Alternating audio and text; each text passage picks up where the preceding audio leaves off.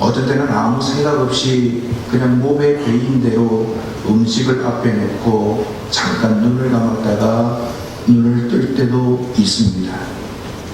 물론 목사로서 많은 사람들 앞에서 대표 기도를 할 경우에는 길고 거창하게 기도합니다. 하지만 혼자 식사를 할 때에는 적당하게 하는 경우가 많습니다. 그렇다면 여러분들의 식사 기도는 어떠십니까? 예수님처럼 보리떡 5개와 물고기 2마리를 들고서 하나님께 진정으로 감사 기도를 드리고 있으신지요? 이처럼 우리의 식사 기도가 점점 더 습관적이고 형식적인 기도로 바뀌어가는 이유가 무엇일까요? 그 이유는 10년치 양식도 아니고 겨우 하루 한 끼 양식은 얼마든지 내 능력으로 구할 수 있다는 이 생각이 있기 때문에 우리는 하나님을 향해서 식사하면서 감사하지 못할 때가 많습니다. 그런데 가만히 생각해보면 절대로 그렇지 않습니다. 하나님께서 광야에서 이스라엘 백성들에게 매일 만나를 내려주시지 않으셨다면 그들은 결코 생존할 수 없었습니다. 마찬가지로 하나님께서 우리에게 일용할 양식을 공급해 주시지 않으시면 우리들도 생존할 수 없습니다. 심지어 산의 진미가 우리 눈앞에 쌓여 있다고 해도 그것을 먹고 소화시킬 수 있는 건강을 주시지 않는다면 그것은 거리의 떡이 될 수밖에 없습니다. 그래서 예수님은 우리에게 어떻게 기도하라고 말씀하셨습니까? 오늘 우리에게 일용할 양식을 주시옵고 이렇게 기도하라고 말씀하셨습니다. 물론 여기서 일용할 양식이란 단순히 생존에 필요한 육신의 양식만을 의미하는 것이 아닙니다. 거기에는 영적인 양식인 하나님의 말씀이 포함되어 있습니다. 그리고 건강과 물질, 지혜와 평강, 만남의 복 등 모든 것 하나님께서 일용할 양식으로 우리에게 공급하심을 우리는 믿고 의지해야 합니다. 오늘 우리에게 일용할 양식을 주시옵고 이 기도가 우리의 호흡이 닿는 그날까지 저와 여러분의 기도가 되실 수 있기를 간절히 바랍니다. 그리고 오늘 본문에서는 예수님께서 또 무엇을 구하라고 말씀하십니까? 12절 말씀해 보시면 우리가 우리에게 죄 지은 자를 사하여 준 것 같이 우리 죄를 사하여 주시옵고 라고 말씀합니다.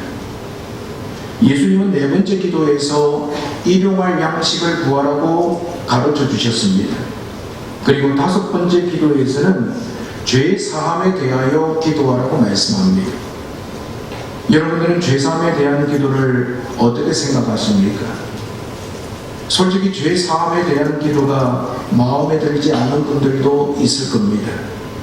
왜냐하면 우리가 인생을 살아가는데 우선적으로 해결해야 할 골치 아픈 문제들이 한두 가지가 아니기 때문입니다. 그 문제들 중에서 죄 사함의 문제는 그렇게 심각한 문제가 아니라고 생각합니다. 오히려 죄 사함의 문제보다도 물질의 문제, 건강의 문제, 자녀의 문제가 더 심각하다고 생각하지요. 그래서 오늘날 성도들은 죄에 대한 설교를 별로 좋아하지 않습니다. 그런데 여러분, 죄 사함의 문제는 기독교의 핵심 진리입니다. 성경은 인생의 모든 문제의 뿌리에는 죄가 있다고 가르칩니다. 죄는 하나님을 향한 인간의 쿠데타입니다. 죄로 인해서 하나님과 사람과의 관계가 깨어져 버렸습니다. 원래 하나님과 사람의 관계는 어떤 관계입니까? 창조주와 피조물의 관계입니다. 따라서 사람은 하나님을 왕으로 모시고 하나님을 신뢰해야 합니다. 또한 하나님의 뜻에 순종해야 마땅합니다. 그렇게 해야 하나님이 주시는 복을 누리며 살 수 있습니다. 그런데 안타깝게도 사람들은 하나님을 제쳐놓고 내가 왕이 되려고 합니다. 그래서 하나님의 뜻을 거역합니다. 그리고 자신의 욕망과 뜻대로 살아가려고 합니다. 그 첫 번째 사건이 창세기 3장에 나오는 선악과 사건입니다. 아담과 하와가 하나님의 뜻을 거역하고 선악과를 따먹었을 때 어떻게 되었습니까? 사단이 유혹했던 것처럼 하나님과 같이 된 것이 아닙니다. 도리어 그들은 하나님의 저주를 받았습니다. 그래서 해산의 고통을 비롯해서 모든 인생의 고통을 당하게 되었습니다. 결국 우리의 인생이 고통을 당하는 궁극적인 이유는 죄 때문입니다. 그래서 예수님은 우리가 기도할 때 우리 죄를 사하여 주시옵고 이렇게 기도하라고 우리에게 말씀하시는 겁니다. 그런데 죄를 사해 달라는 기도가 신학적으로 잘못되었다고 말하는 이단이 있습니다.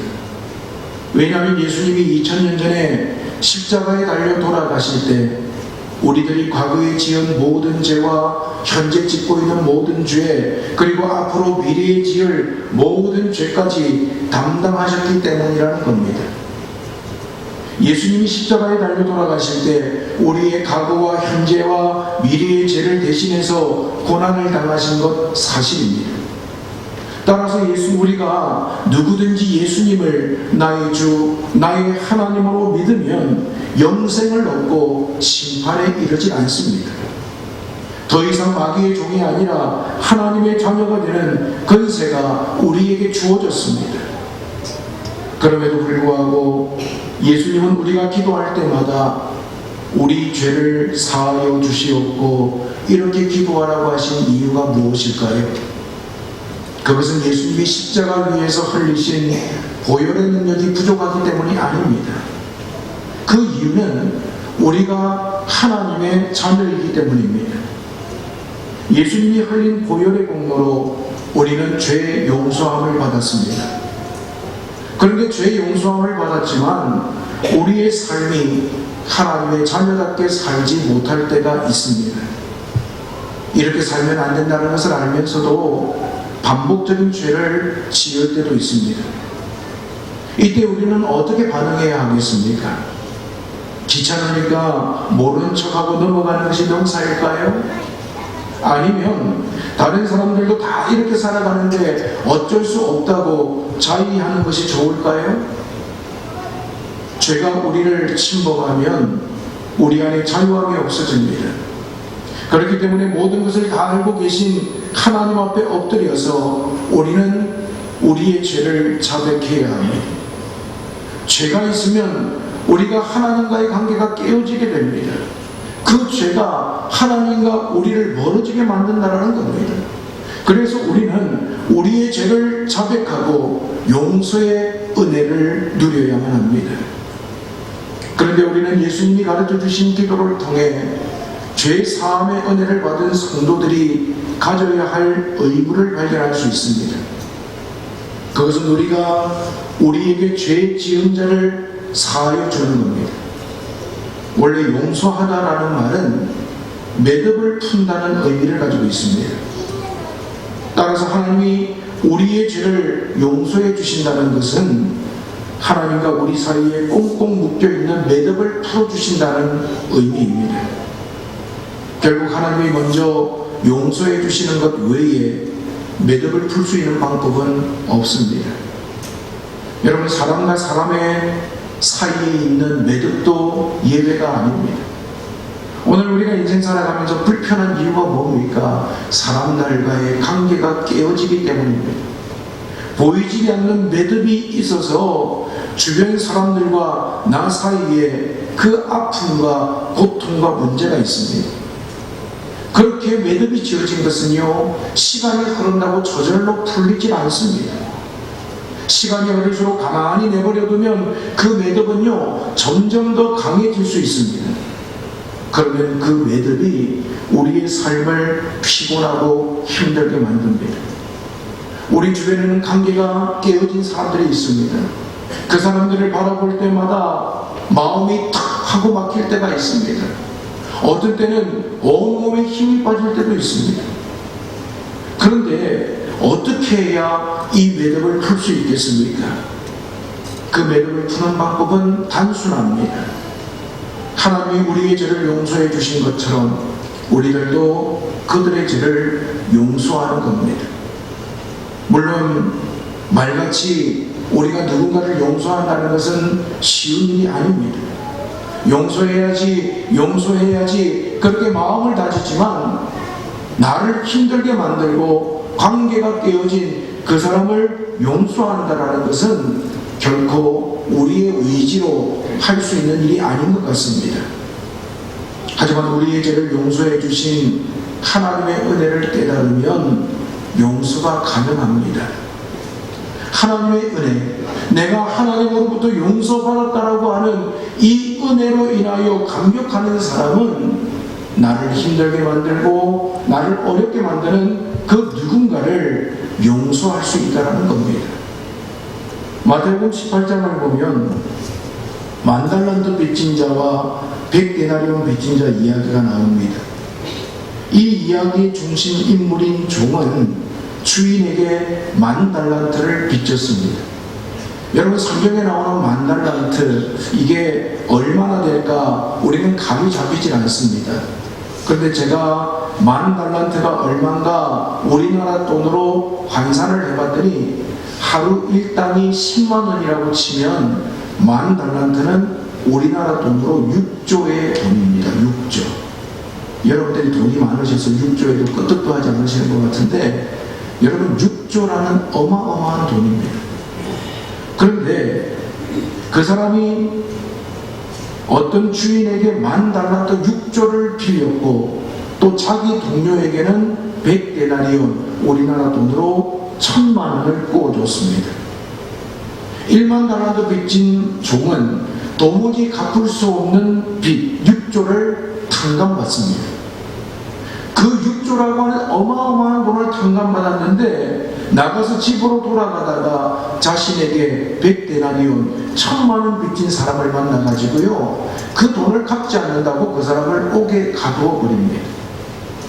마태복음 18장 28절에서 30절을 보시면 그 종이 나가서 자기에게 100데나리온 빚진 동료 한 사람을 만나 붙들어 목을 잡고 이르되 빚을 갚으라 하매 그 동료가 엎드려 간구하여 이르되 나에게 참아주소서 갚으리이다 하되 허락하지 아니하고 이에 가서 그가 빚을 갚도록 옥에 가두거늘 이라고 말씀합니다.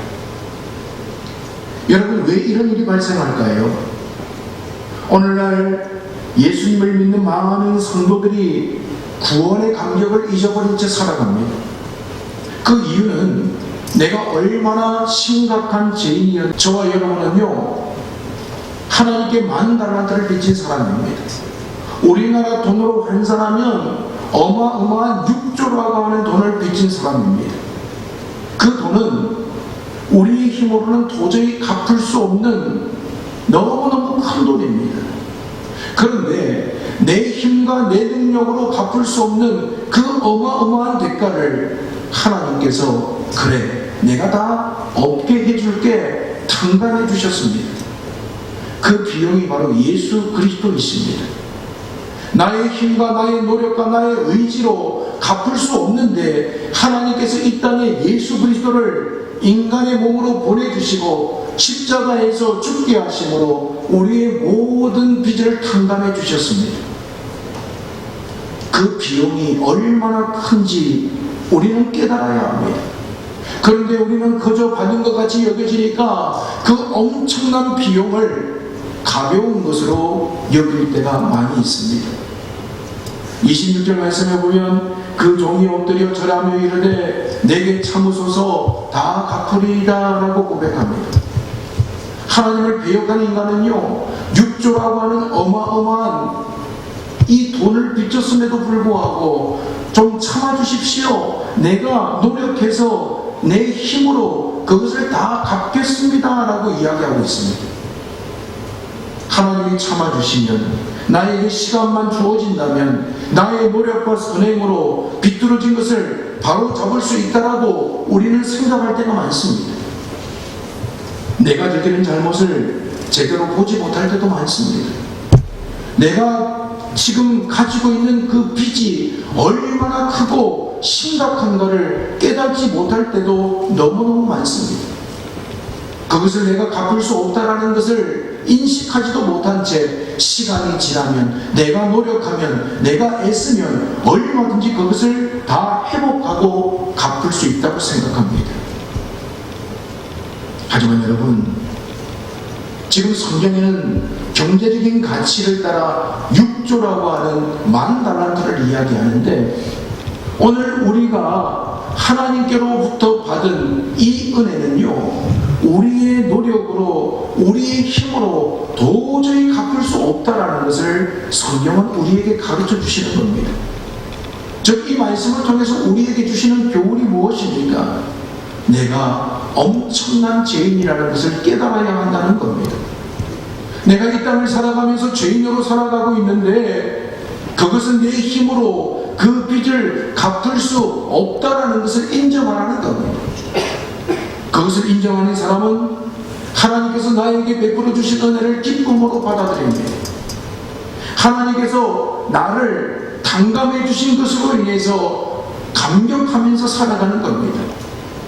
용서받을 수 없는 죄인데 하나님께서 용서의 은혜를 베풀어 주셨다는 것을 우리가 깨달았다면, 우리는 매 순간마다 하나님의 은혜에 감격하며 살 수밖에 없습니다.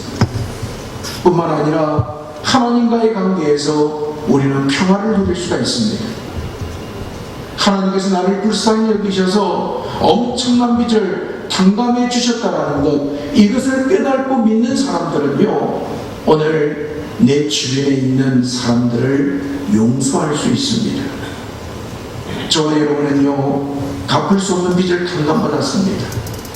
그렇다면 나에게 물질적인 손해를 끼친 사람, 실수를 저지른 사람, 의도적으로 나를 힘들게 하는 사람을 어떻게 대해야 하겠습니까? 사람과의 관계가 깨어져 버리면요, 그 사람을 생각할 때마다 화가 납니다.